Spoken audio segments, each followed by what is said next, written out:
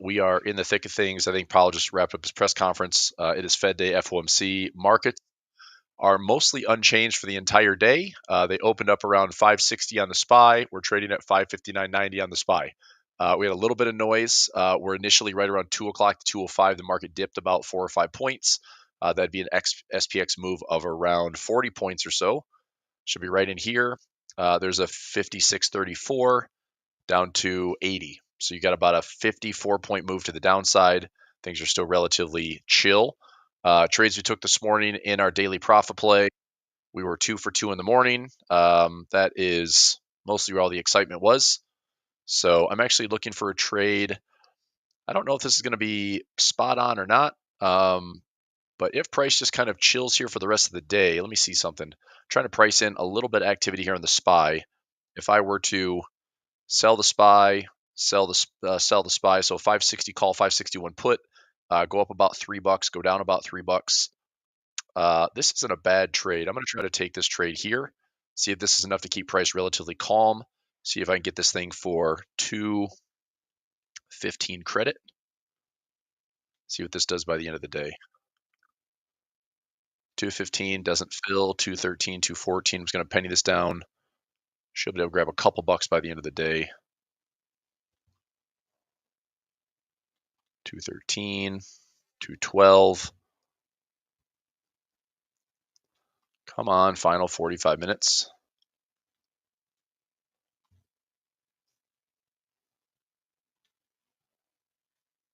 210. This is right below the mid price. All right, I just got filled at 210. Let me build this trade out. Let's go SPY. It is a 7th expiration. I've got a buy call, sell call, buy put, sell put. So I sold the 560 call and I bought the 563. And I sold the 561 and bought the 558. There we go.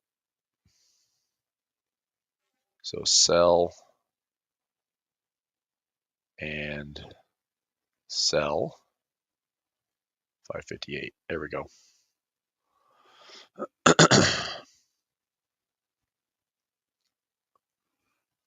So 560 sell call. Let me take a look at this trade here. So SPY.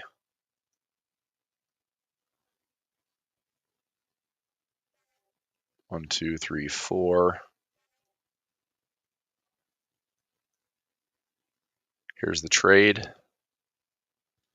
So if we stay above 559, stay below 562, there's a potential profit trap here at the end of the day. This should be, I don't know why this is built out a little bit different. All these should be the same expiration. Make sure this is right. 560 call, 561 put. There we go. All right, so the trade should look like this.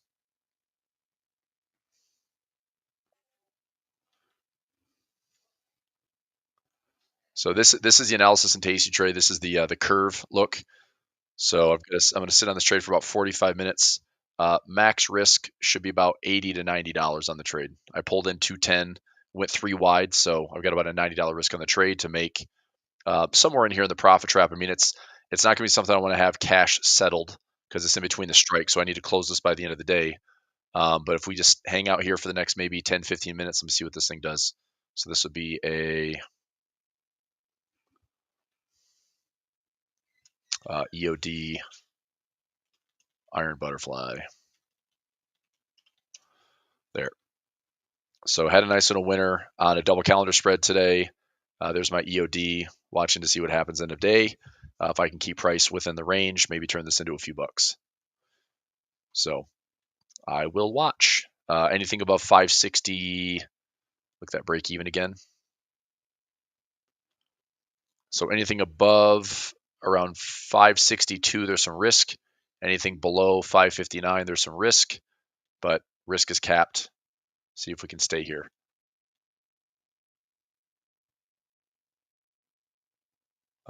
Yeah, I can see it. We could possibly dip down to like the 558 level. But if we just hang out around 560, that would make me pretty happy. This is all coming together. Right now it is 317.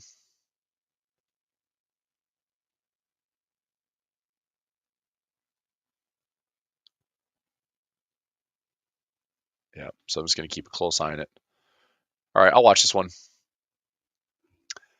How's everybody doing? Good, good, good. I had a 1 p.m. workshop. I talked about this yesterday. I did an earnings workshop, and we had some fun. I priced out, I think, 7 different stocks, and I took one trade. Ended up adding a trade on DraftKings today.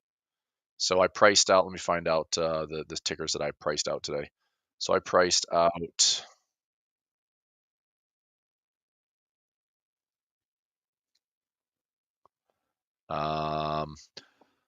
Let me remove some of these. So I priced out Crocs. I priced out Avis car rentals. I priced out Toast Inc., Fortinet, Expedia, and Zillow, and DraftKings. DraftKings was the only one that I liked Crocs, and I liked. Oh crap! I need to take a look at OXY. That's one other one I forgot about.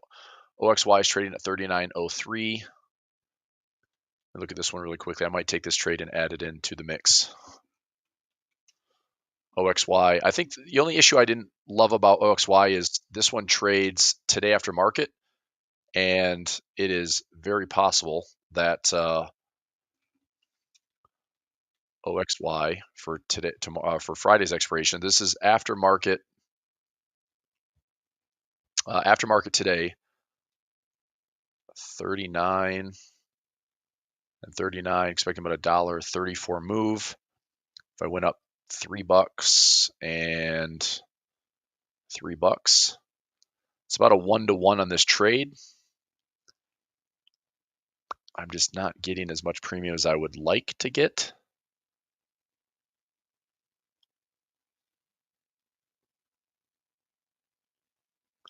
It's a bit better.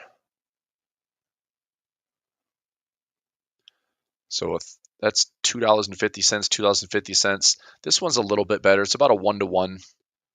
Not a big winner, not a big loser. Let's see if price is just relatively chill.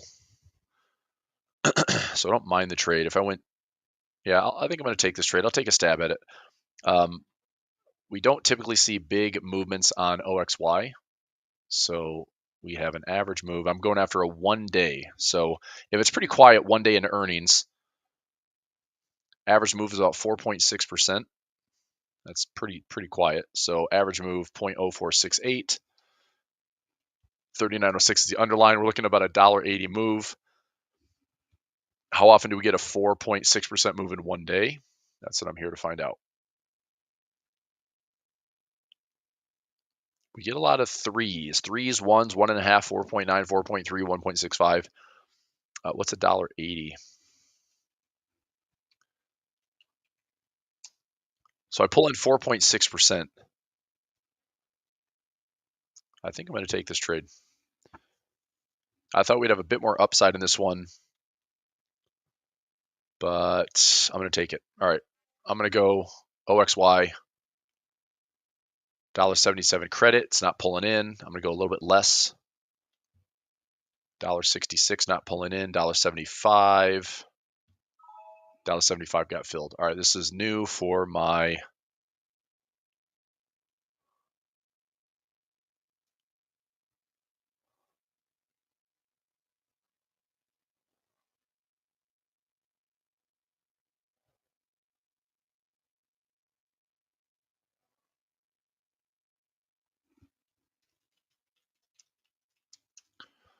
all right, let me get this posted out. So new trade, newsbreakers, new trade, OXY, it's 5/9 expiration. So I'm selling the 38.50 call. I'm buying the 41 call, selling the 39.50 put, and buying the 37 put. Collect the $1.75 credit. Parameters on this trade, max risk is 75 cents.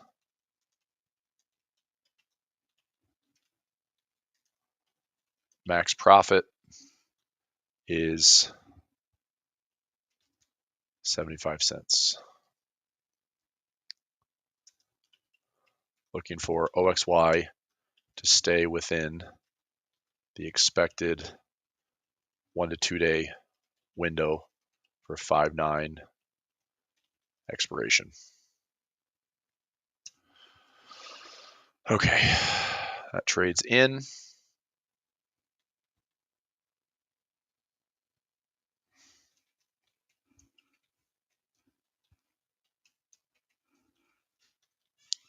So 5/9 expiration. Sell the 41 call. Oops, I did that backwards. Sell the 38.50 call. Come on.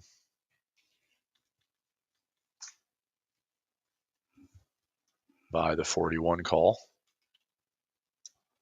Sell the 39.50 put.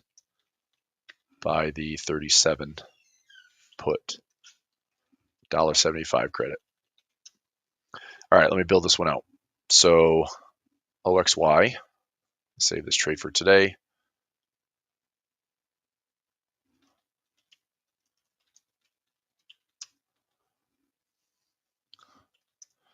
All right, so add a sell call, buy put, sell put. So 38.50 is my call. 41 is a call. 39.50 put, and the 37 there. So this is what the trade looks like. And we're kind of sitting right in the middle. Break even above 40, below 37.30 or 37.70. Let me check the numbers on the implied volatility. Should be about the same. 46.1, IV is 62.7. Got 62.7 here. About 63. So this is where we're at right now. So we're near, end of day on Wednesday, coming into tomorrow's open. If I go to tomorrow morning's open and we're sitting right in this little window, I'm going to see a little bit of profit here. So, I mean, and this isn't bad. I mean, it's not super exciting. By end of day Thursday, something closer to this. So, pull-ins, I mean, max profit $70, max risk $70. You get about a 40% return on risk. Going to Friday's open, this is where I'm a little bit more excited, is by Friday open, if we're still trading in this tighter range, Friday's open, we're getting nearly about 100% return on risk, pretty close to it. So that's kind of the plan, is if I sit on this trade and price is relatively calm, then we kind of get into this trade through Friday morning. And by Friday morning, this trade should be looking a little bit better.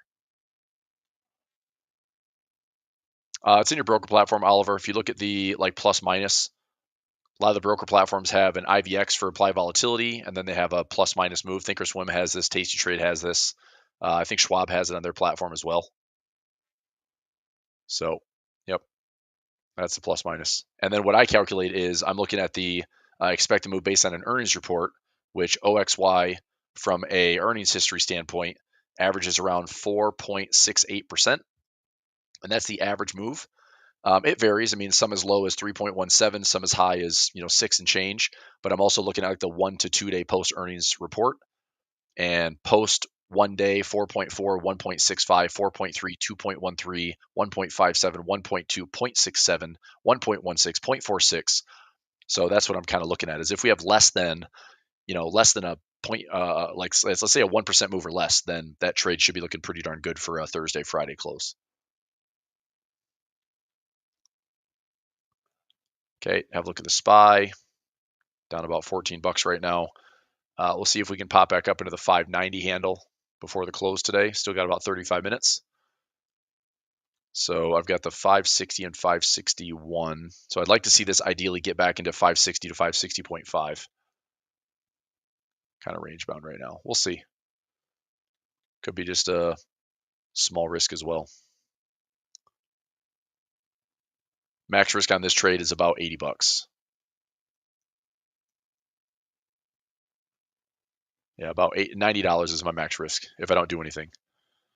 So I could just close it out right now and take the small hit. If it comes back into this range, then we're kind of creeping up into the potential profit trap. But I need to see if price will bounce off. I mean, it really needs to bounce off of 558. I'm watching it right here. So if price can bounce off of 558, come back up into 560, that's a pretty good spot to be positioning for this end of day. So we'll see what we get.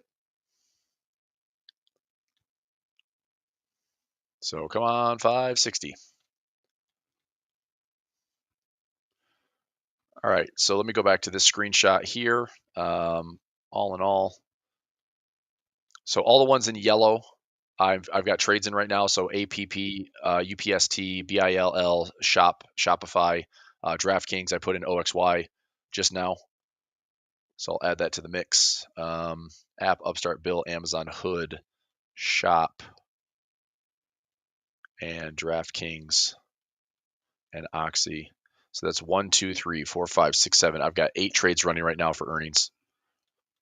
Some with tomorrow expirations, some with next week expirations. But that's where we're at. Okay, tail of the tape today. OXY, I want to see my break evens on this one. So break even would be around 40 and 37.70. 40. So 40, 30. I'm going to have to zoom way in on this. So 40, 30, and 37.70. It's about my break even on OXY. I want to see price stay inside these two lines if possible. So even if it, drops down, gaps back up, or drops down, returns, gaps up, returns, that's all I'm looking for. All right.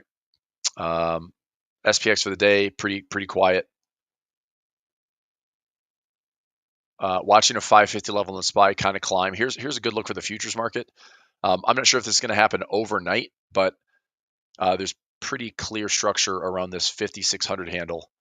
Support right here, support right here, a little bit of fake out during FOMC. So if we break below 5600, I think this market's going to try to make a sweep towards this 5500 low. I think we're coming into this low here. So, I mean, it could just be some simple price action. If we, break and retest and go, room to fall. But if we hold this level, then we're still in a pretty tight range from that's about a 70-point range right now. So keep an eye on this ES feed. Same thing on NQ. I think NQ got some pretty strong support here. You have some resistance in there. I would mark this previous low. If we break out to some fresh lows, we have room to sweep down to like 19,100 on NQ.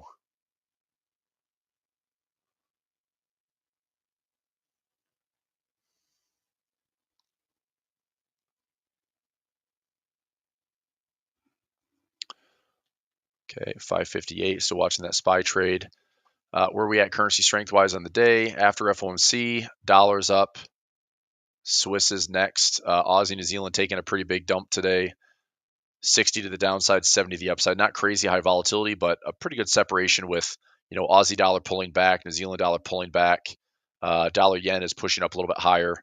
So these are the directions I've been talking through the last, 3-4 weeks is I think we're going to have pullbacks in Aussie dollar, New Zealand dollar, long dollar yen. If you're below the August 5th and that range low we had around like the what was that, 120 something or 140 something? What was the dollar yen low?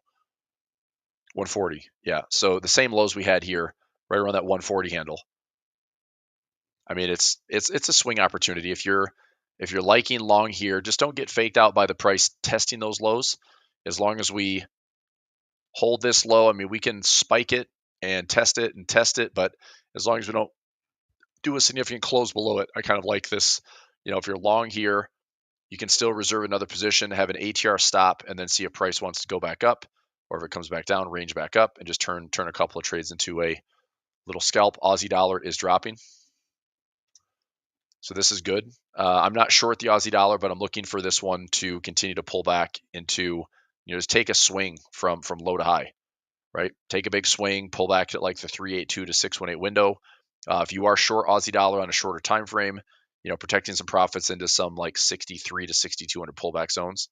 So there's a bit of opportunity there. New Zealand dollar, same thing. Pretty good looking pullback. Sell at equal highs at 6,000. back down to about 50 at 58.50, maybe a little bit deeper into some of these pockets. So we pull back to this level. That's a pretty good profit target. We pull back to this pocket or this pocket between like 5,800 or so. Yeah, I mean, about 100, 150 pips. Not too shabby. Let's go to gold for a second. Gold had a 2-day pop. It's fading a little bit. I still think I'd like to see gold still, sideways at best, not really running hot. But if we have a high, low, lower high, lower low, lower high, lower low, like a little orderly decline on gold would actually be great. This has been a really nice bull market. If we have an orderly decline, then I think it gives plenty of buyers an opportunity to kind of load in, patiently, consistently, and then we, look for either a breakout continuation, and we're talking new highs on gold again. But I'm not excited about buying all-time highs on gold. So I'll just wait. Silver, I'm patiently waiting. A couple levels I'd like to add to on silver would be right here. So 29 or 26. I'm looking at trading some some I guess to be SI, so SI futures.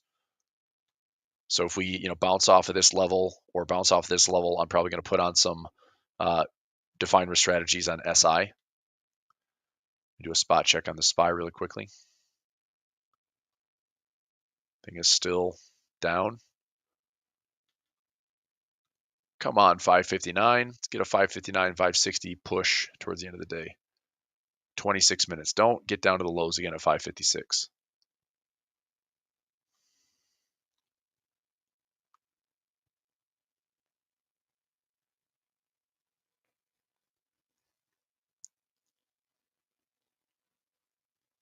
All right. I shall watch, but I'm going to have to close this before the end of the day. Realistically, made about 40 bucks here. So this was about $40 of profit. I made $85 this morning on SPX. I mean, realistically, I probably shouldn't even risk this trade. That would pretty much wash me for the day, which is kind of silly. But kind of hoping we get up to 559, 560. That would be maybe close to 150 to 200 bucks if I can see it close there. It's just a tough trade end of day. Price is always a little slippery. Time is your friend because you're selling premium, but you got to be like spot on with those pin prices, and that's kind of tricky to do. So I will keep an eye on this one. All right, there's gold, there's silver, Bitcoin pulling back a little bit off the recent highs. Quiet volatility. I mean, here's something to keep an eye on. Volatility index, a little bit off the lows. We obviously haven't made fresh highs in a couple of days, so the market is pulling back slightly. Volatility is a little bit up. I think we're kind of in this like big no man's land. I mean, it would make some sense to me that the markets are still going to pull back a little bit, and it may not be like a massive pullback, nothing to really scare everybody, but I do think like a little volatility in here could keep the market somewhat contained. The big breakout would have to be like the bulls have to kind of surge this move, and maybe we start revisiting all-time highs. If the tariff war continues and escalates, then we're obviously having the conversation below lows, filling gaps, and all this potential like 55 to 5,300 becomes a potential checkpoint. What's my take on Powell's speech today? I didn't listen to it live, but I took some screenshots here. So just kind of the headlines from Powell. I mean, I'm sure there's a lot of uncertainty in his words, especially during Q&A. If we look at Q1 distortions, the economy is solid, policies modestly restrictive. They're still tapering quantitative easing in the Treasury. We don't think we need to be in a big hurry. There is no hurry. We can be patient. Underlying inflation picture is good. Costs of waiting are fairly low. We'll know more as the White House negotiation tariffs of other nations. When things develop, we can move as quickly as appropriate. If we see higher inflation, higher unemployment, we won't see further progress towards our goals. We'd see a delay. I mean, I'm just reading this to you, but we won't make progress on goals this year if tariffs stay. So as much as Trump's like cut rates, it's like, look, man, if you keep this tariff tit for tat like trade war going on, the Fed doesn't really know what to do or how to do it. They're going to have to be like nimble and kind of reactive if something is going to potentially break. So we don't really want to see that. All right, now I'm back to break even on that butterfly. I have a feeling this is going to be like maybe good by the very, very end of the day. See if we can get this thing back up into like, there we go. Come on, baby. Break even or better. Let's creep back up here to like 560.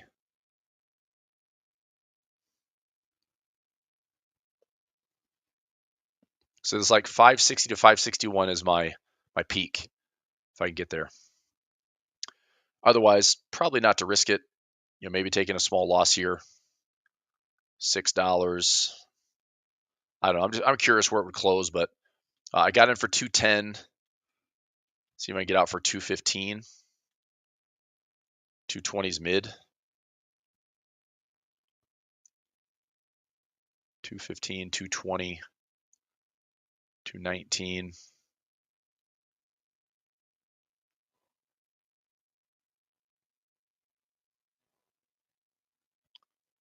Let's see. I'll close this thing down. I might take just a small loss here. 220.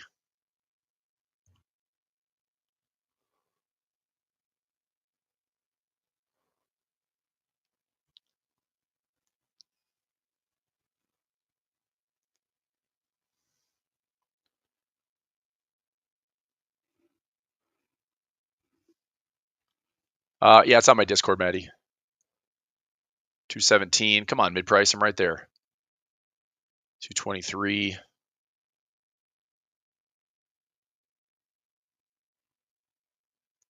All right, 225.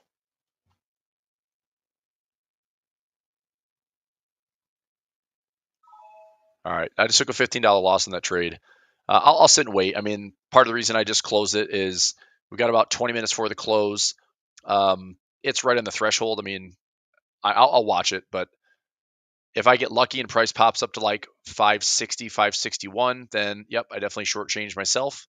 But on the day, I was $85 for a winner, $40 for a winner, and just took a $15 loss. So 125 minus 15, so 110 on the day for SPX. Fine, I'll take that for a day. Just a little winner, eliminate the risk. But I'll keep an eye on this one to see what it's trading for. Right now it's at 205. That'd be a small win.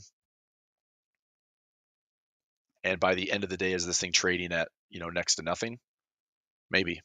So let me just keep that there. Let's keep going charts. This is other stuff from Powell. We can't cut preemptively. And I agree with that. They kind of cut preemptively last year in September with that 50 basis points cut that shocked the market. And the bond yield market reacted very poorly to that. That broke a trend that hasn't really been seen since 1980. Having to balance goals would mean difficult judgment. Totality of the labor market to assess weakening. We haven't faced the question of two goals in tension in a long time. We have to keep it under thinking now. We haven't faced conflicting goals in a long time. There are cases where rate cuts would be appropriate this year. I can't confidently say that I know the appropriate rate path. Yeah, I mean, classic Powell, like he's able to talk kind of both sides. Like we can if we have to, but we don't necessarily have to.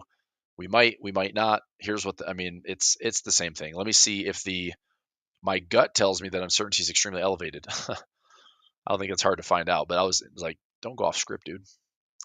Risks of higher unemployment and higher inflation have risen, have not yet in data, but not yet in data. Okay. Now that thing's starting to pop up.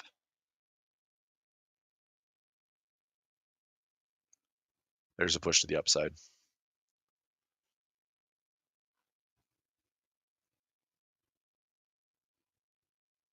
But I'm watching also like how quickly does this thing trade for a win versus loss. Like right now I'd be up about $20.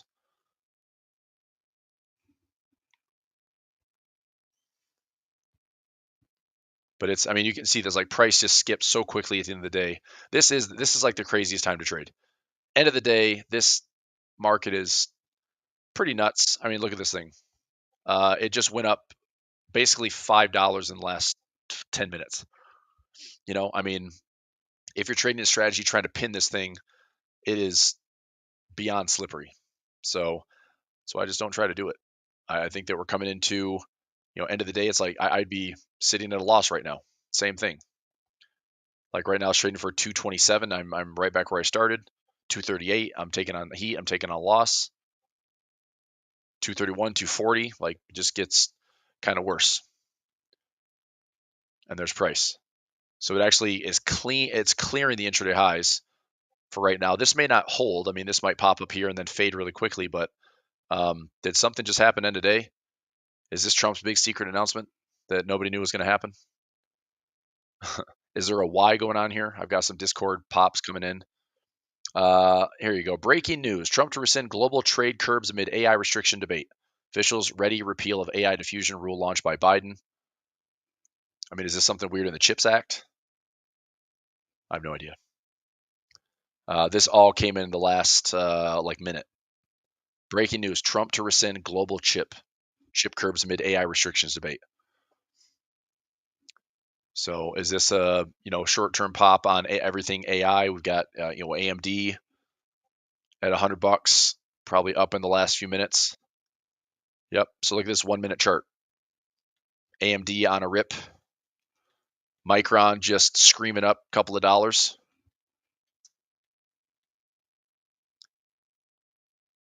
Anything for good old Nvidia? Yep. Nvidia up $3-4.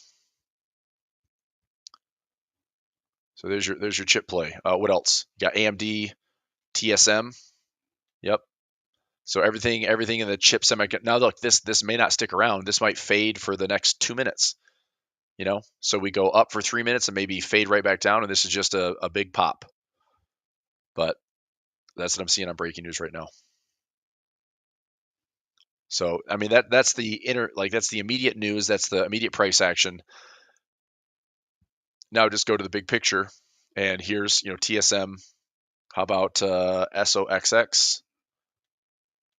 Probably just had a big surge in the last couple minutes as well. So right here from 186 to 189, it's up about $3. SMH, sorry, semiconductors. Yep. So 216 to 220, up about $3 to $4. Nothing like saving it till the end of the day. This is why end of the day trading is very challenging. So I mean, look, I'm sure there's some traders out there that love the end of the day because it's like, I'm just going to chase direction. Well, good luck. I mean, if you take this down to a 1 minute chart, I mean, I guess you can chase it. Like we come down to some support, you get a bullish candle, you trade this Hekinashi thing. I mean, that's what I would look at if I was like gunned ahead. If I had to take a trade end of day, I'd just do something like this. The last 24 minutes has been a buy trade. So in the last 24 minutes from this candle, you've had enough to maybe look at about a 1% move to the upside. Isn't that ridiculous? 54 points in SPX in about 30 minutes. So yeah, I mean, you can take an at the money call and turn it into some profit there. But I mean, look at end of day here. End of day here, the final 13 minutes drops. That was about 0.4%. This one, end of day here, same thing. The final 20, 30 minutes of trading, down about 0.34. Let's talk points versus percentage. But that drops about 18 points in SPX. This one didn't really do much end of day. This one, yep, very nice end of day. Look at this one. Straight down for 37 points. This one, the final 20 minutes, straight up for about 66 points. That was April. That had to be April. Yeah. I was in that trade. Almost lost a couple grand in that trade, but ended up making like $250. Fortunately. End of day here, pretty quiet. End of day here, reasonable. Had a decent drop for about 30 points. So anyway, tough to pin the end of the day. That's all I'm saying.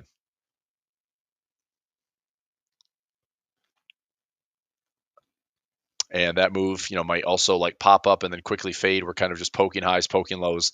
Very typical kind of FOMC noise day. Market didn't expect to see a rate change. Nothing changed. And that's what price is showing for the day.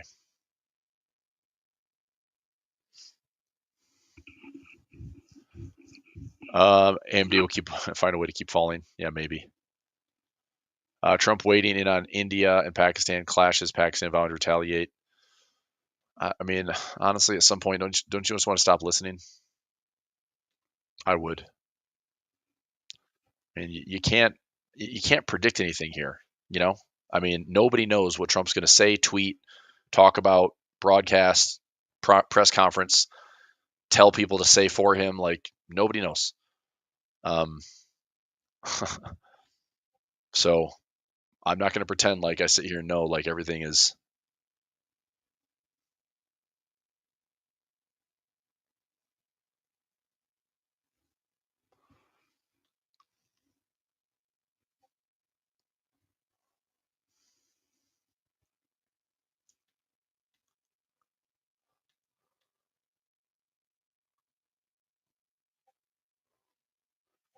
All right, let's see.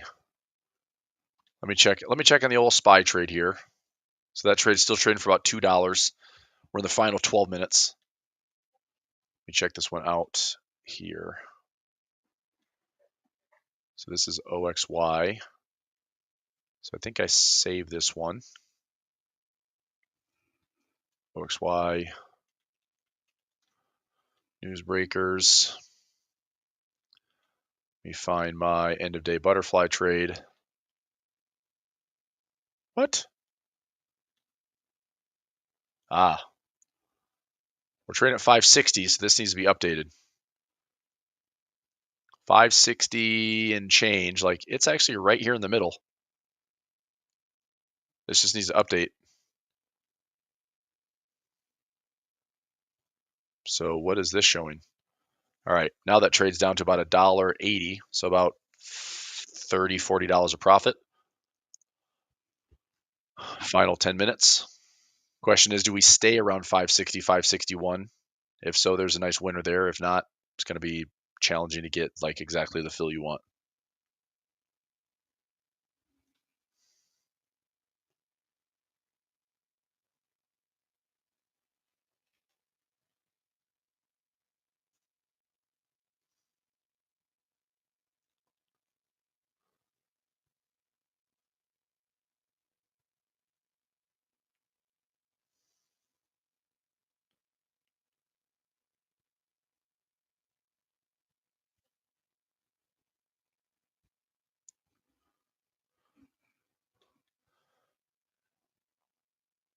And there it is. I'm just watching this thing. It's so slippery.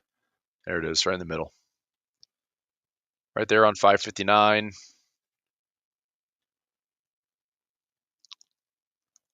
So final 10 minutes. So the initial trade would be up about $30 right now. And I'm just curious for my own personal experience. Like I know in the last like 5 minutes of this trade, you know, this either becomes 210 plus or becomes like, you know, low dollar, like $1.20, $1.30, $1.10. I mean, max profit on this thing was about 170 bucks. Yeah, I mean, so a lot of these like iron butterflies, iron flies, butterflies, like anything that's trying to pin price at the end of the day, it is the final 10 minutes, the final 5 minutes, the final 2 minutes. It is like all the way up to the close if you're trying to, you know, peak those profits. Yep. Last 10 minutes, 50 points up, 50 points down. Is that what we just did? Yep, pretty much. Here's a 1 minute. Yep, and that's what I said, man. Like you can't chase this stuff. So it's like you had a run. You know, there's 58 points to the upside, but what did it do 5 minutes later? Right back down. So we're up 57 points, and we dropped 46 of them. We're still trading around 561. Here we go. Now it's up about 50 bucks. Final 8 minutes. BS. I mean, I don't know how many times we have to talk about it, but it's like I keep telling traders, trading at the end of the day is like it is straight up gambling, man. It is you are not in control. And look, the fills are pretty terrible too. Like if you want liquidity at the end of the day in the final couple of minutes of trading, it's not there. Like I mean, you can, if you're like right in a profit trap of a butterfly spread, you can, example being, if I did a like a 5 wide butterfly spread on SPX, okay, if I do a butterfly spread like this, and let's say that this price is, I'll just use this current price as an example. Let's say this level is, 56.25. This is 56.30, and this is 56.35. Now, this trade would show like a, let's say a 30-cent debit for a potential $470 profit, right? That's what you can max out on. Like that trade looks amazing, and what great reward to risk. But at the end of the day, if this price is not greater than 5625, you're not going to make any money. Like you literally waste 30 cents on the trade, and that's fine. But the best way to get this trade to pay you is to close it out before the end of the day. And so if your 30 cents is trading for 60 cents, you should just close it. If it's trading for, 80 cents, you should close it. If it's trading for $1, you should close it. This is what hardly ever happens. The only way you're going to get $4.70 is if it cash settles literally at 56.30 at the end of the day, which is going to be after the market. So, Tasty is pretty good about a 4 p.m. close. And if it was right there at 4 p.m., I could see it cash settle, and I could look at my broker platform that night or the next day, and you'll see that it settled in, and it's like, wow, look at that. There's my debit for 30 cents, and it settled in at 470. I've got it shown in my broker platform. But if it's, up here, over here, if it's just below, if it's just above, it's a full loss. It's just really, really price sensitive stuff, you know? So, but yeah, this price action is silly. But what do you want to do? It's silly to complain about it. It's like if you know this stuff happens, like why trade it? I don't want to have that type of exposure where at the end of the day it's like I need this stuff to happen. So, it's more like it's fun to watch, right? Algo's using the news, and yeah, sure. I mean, and this also shows the power of the market with efficiency, right? This is the announcement, backfill here, and it's like, yeah, there's probably nothing that happens, but guess what's going to happen after market? No joke. Like, would anyone be surprised after market if we're back up to highs tomorrow? If we're back up here to highs and we start making fresh highs again, because this is big breaking news that Trump's been announcing for the last couple of days, like, got a big announcement. Can't tell what it is. Got a big announcement. It's not going to be trade related.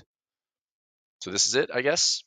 You back off on, I mean, I don't know if this is something with the CHIPS Act under the Biden administration, but yeah, there's tons of manipulation going on intraday, right? This gets traders excited. So what do? They position for it, and then maybe they're rewarded, maybe they're not, but they probably time it wrong, and they'll probably lose. But if this is, what causes a bit of excitement and the market melts up, I mean, I'm a bit skeptical on where this thing can go. If we go to a 15-minute time frame here, I mean, we had a very consistent run to get up to like 17, 18% off these lows. So, I mean, if this market came back to these highs or back to these highs, I mean, I'm looking for some resistance to hit. I'm not necessarily going to short the market. I'm just saying resistance somewhere. This gap fill for me is still very likely to get filled. But I'm not going to sit here and short the market begging for this to fill a gap when the reality is just wait, right? If this is a low from FOMC, and price is up here, well, I can just wait for a trend line to break. We break this level, and sure, we come down, we fill a gap, we fill a gap, we fill a gap. Like that's an easier trade. Directionally, that's an easier trade. Because if you see these highs, this market could just keep marching at it, trying to go higher highs and higher lows, right? So when you watch this stuff every single day, you deal with a lot of noise at the end of the day.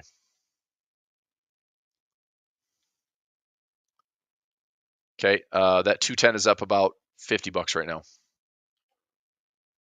down to $1.54. And look, it's 356. I would have to close this. This is not something I want to cash settle, right?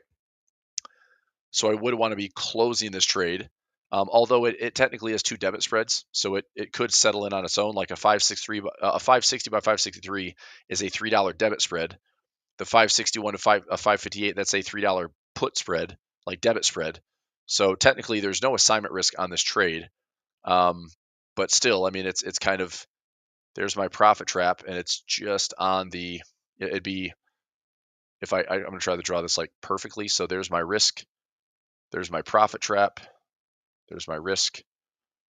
So if this stays in between, then yeah, there's that potential profit trap at the very, very end of the day. But it's so easy to be like, we're going to close right there. And then I lose, whatever, $10, $20. If it's in the middle, then I get lucky with about $170 winner. So it's trading right now with about a $40 profit.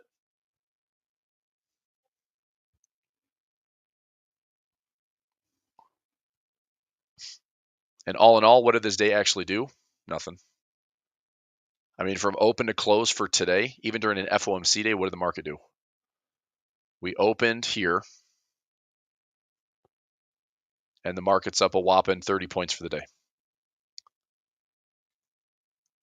That's it, right? So plus minus, I think when we talked this morning, it was like $35 or $40 was the plus minus. Maybe $51 would have been like at the very beginning of the market because we had FOMC. But after that, it quickly changed. And from the entire day, open to close, we only win about 32 points on the entire day. So lots of noise.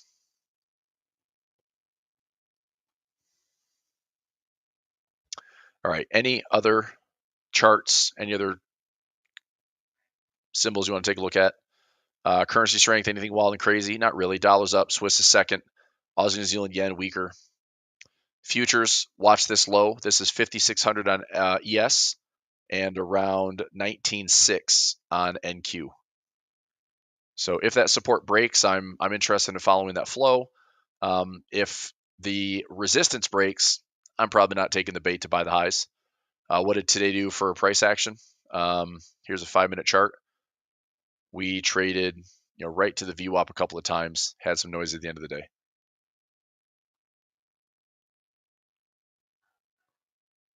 All right, final 1 minute. That iron butterfly is up about $30, $25, $20.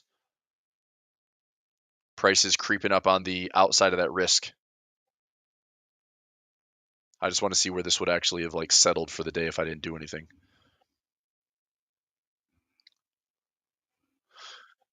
And tomorrow, yeah, there you go. So 175 would be settling. And sometimes, SPY too, because it's equity settled. This may be better. Like I'm seeing this at 149, 160. If I didn't close this and manage it myself, I also may not be able to get the close and the fill that I want. So anyway, long story short, the 210 that I pulled in, if I were closing it now at like $1.80, I'd be pretty fine with that. But it's like that's a $30 winner on what would have been what said I could have made $170 is like, how the hell do I make $170? In order to do that, this thing would have to literally be settling, after a 30-minute window or so, settling at like exactly 560.50. That would have been like the perfect pin price, and that's so difficult to do at the end of the day. So anyway, that's it. So the trade is done. Finished the day positive on SPY. Finished the day positive on SPX. All in all, kind of a flat day. I did play some new trades today, some earnings plays, added some covered calls. I rolled Tesla. So Tesla, I rolled my 257.50. Tesla's up to 276. I rolled my 257.50s out to next week, and I rolled my 280. My 280 is down to 277.50. I was in here somewhere.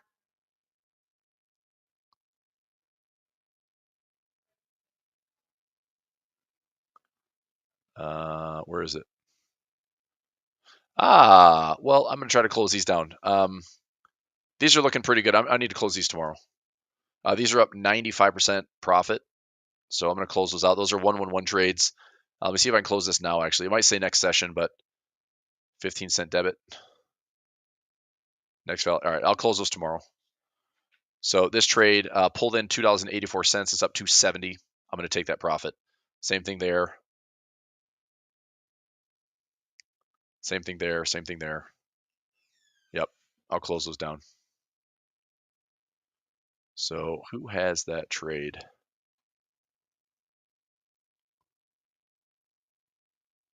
So that one I want to close. This one I want to close.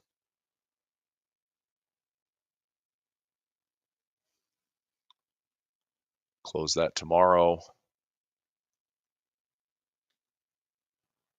You should not have the exposure. This one's just bull put spreads, partial. Yep, close that one down for profit tomorrow.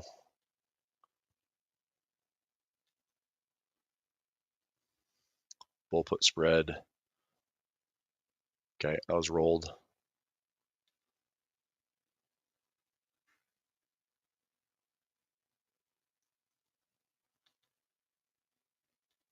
There. Okay. So yeah, I'll close out those 111s tomorrow. Tesla 111, I'll add that in. And off we go. Did you place the 111 trades at lows? Not necessarily at the lows, but I placed it shortly after that. So here is the daily chart. A lot of the 111 trades I placed on Tesla were down here. Oops. So when Tesla was trading at 216, I started to trade Tesla in here. When we started to fill this gap, I started placing 111 trades. So we're trading around 260. I'm like, yeah, I'll go to a 245. I'll do a 225. I'll do a 195. So I started to test the waters after we had this first gap fill. The stock was already down 50+%. Also, this wedge break, I was like, I think that would hold. So, I mean, I didn't have the perfect timing. It was resistance. Resistance, I thought that'd be a nice spot to offer up some support. And I was right there. So by the time we filled this gap around 270 to 260, I was doing 111 trades into this like 240 to 220 zone. So, I mean, I think overall, like Tesla has been pretty good to me. I flipped it for about $7,500 profit about a month ago. And so I had about $7,500 of gains. I'm on the second chunk of shares that are right now. If I get them called away next week, it's going to pay me about $87.50, and another one that's going to pay me about $9.50. I'm not done with these trades yet, so this is 7,500. I'm going to put realized. Okay, and right now it's this would be 5/16 expiration. So if I don't do anything and we're above, this would be if we're greater than 257.50 on that chunk, and this would be if we're greater than 277.50. Then those are my totals. So what I'm going to continue to do is I'm probably just going to keep selling calls, to be honest. If we're going to be in like a bit of a chop zone in the S&P and a chop zone in the markets and a chop zone in a lot of places, I'm looking at this like May for me. As long as we don't have any dire bear move, then I think I could sell covered calls almost every single week and roll them and roll them and roll them and see if I can get like $3, $4, $5 a week. And hopefully this increases to maybe $11,000. This one increases to maybe $1,100, $1,200, and just keep adding it up. UNH, yeah, that's a good question. UNH, we're trading at 389. Wow. I mean, I did take a small loss on UNH because it was just dropping hard, and I think I was like within a week of expiration. This is not a bad spot. A 111 is a bad, but here's what I got to ask you: do you want to own the shares of UNH? It's a $390 stock. I mean, I get it. Like, it looks like we shouldn't necessarily go much lower, but I hate to call the bottom on a falling knife. I mean, sentiment-wise, this thing is getting beat up really badly. If I go UNH, oops, need to go Simply Wall Street here.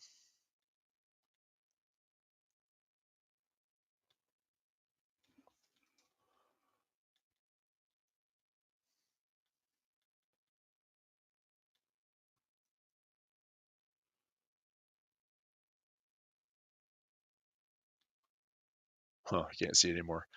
Okay, this is UNH. I think the snowflake analysis is pretty strong in this one. Yeah, really strong. Price to earnings, still pretty cheap. Fair value is insane.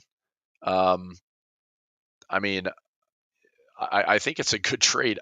The only issue is like I don't know how good the premiums are. I mean, the Ivy rank is high. You'd think that a low could be in here, but I mean, where does it stop? So I think what I would consider doing like a 111 is not bad, but I really don't want to own the shares if I don't have to. So it would be an income trade that I think has a high probability of profit. If we fell down to like $300, I think that would be my if I can do a trade in here where if I decided to own this stock, I would own it around $300. Previous highs back here at 286.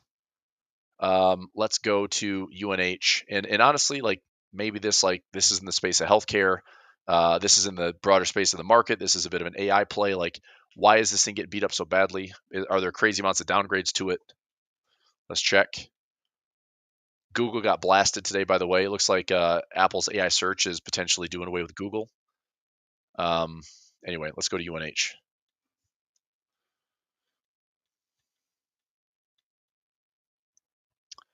So UNH. Oh God. Well, there you go. Jim Cramer changed tune. This is May 6th at $400. Here's Jim Cramer. I'm starting a position. Well, there's probably another reason why it's going down. Huge potential upside. Most overbought, oversold. Considered a good investment by brokers. Undervalued dividend growth stocks. I mean, this is a bit of a dividend play. Not crazy, 2.13%. But anyway, if I had to take the ownership, 290. Can I position for this for 290? Let's find out.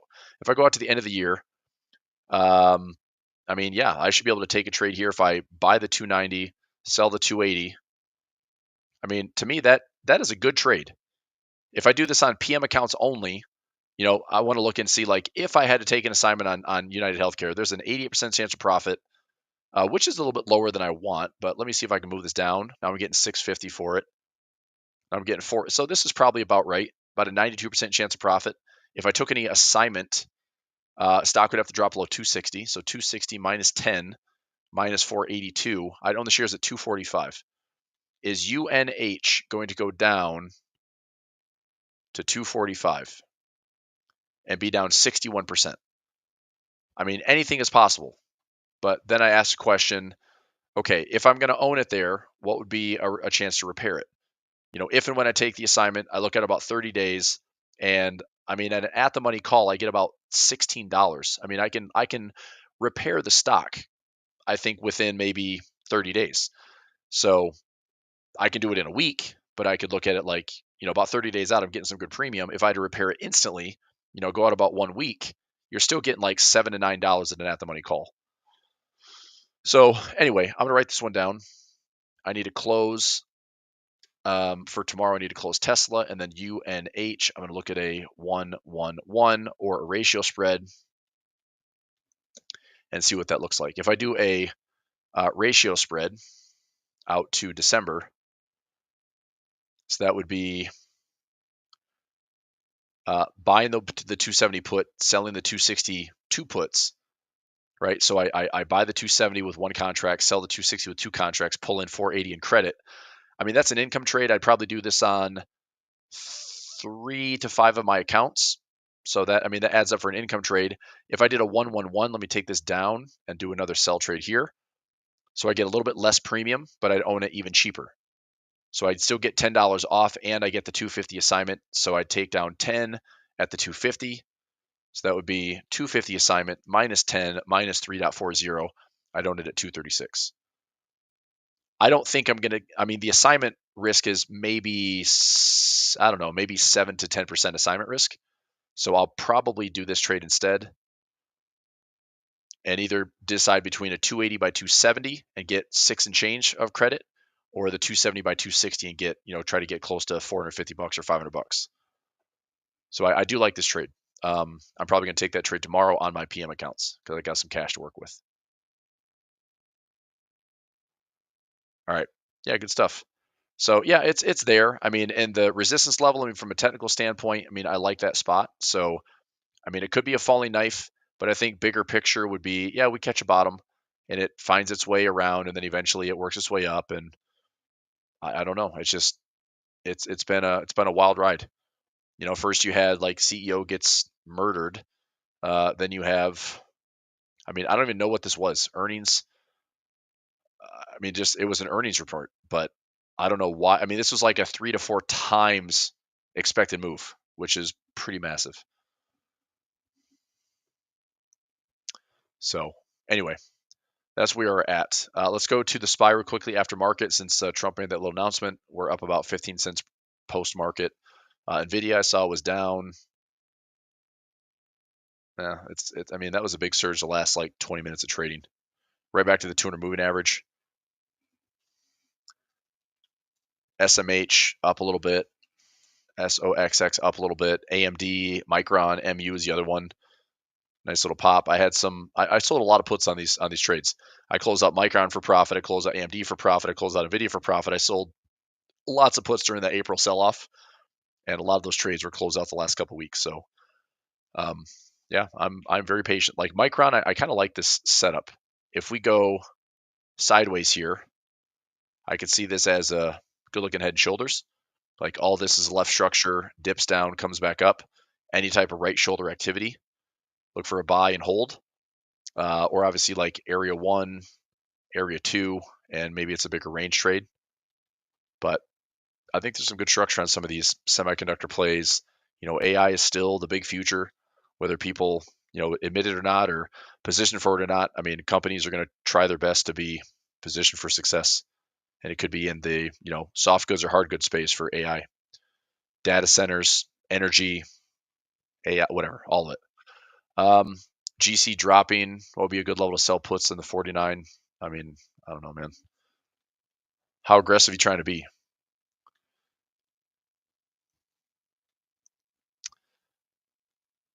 I mean, if you're going out about 40 to 50 days, I mean, something that's pretty cheap would be something like this. I mean, trying to trade this thing out of the money, but if you've traded out of the money options, they usually don't pay very well.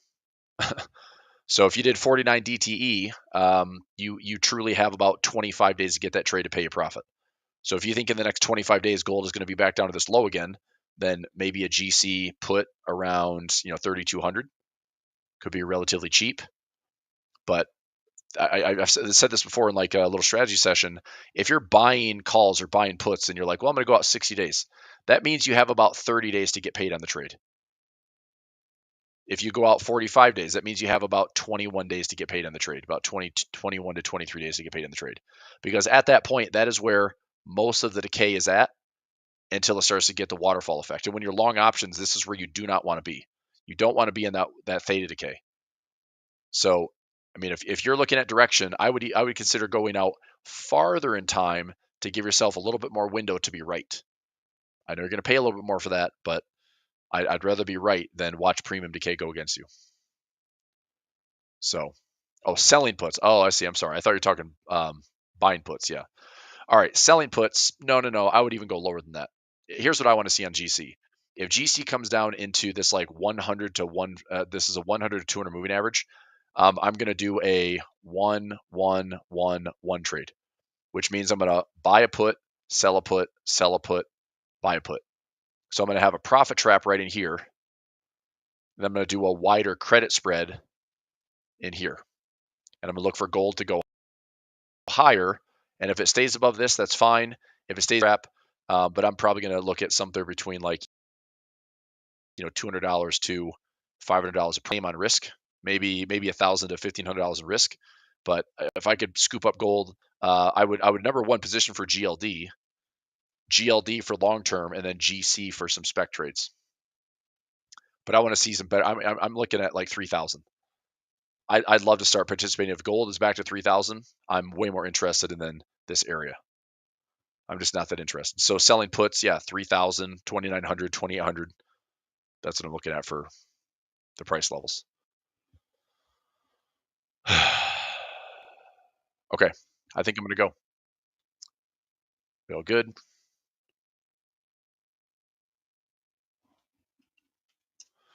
All right, very good. I'll let you go for the day, and back at it tomorrow. Thanks, everybody.